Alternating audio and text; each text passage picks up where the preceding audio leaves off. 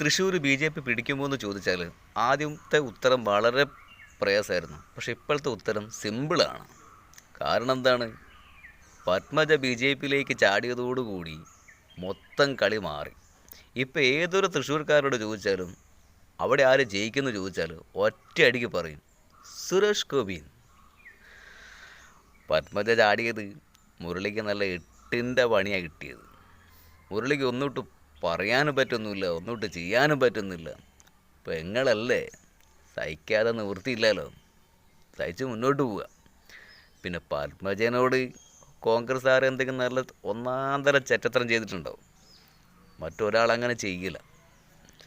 കോൺഗ്രസിൻ്റെ അടി തീർക്കാൻ ഈ ജന്മത്തെ ആര് വിചാരിച്ചാലും നടക്കുന്ന കാര്യമല്ല.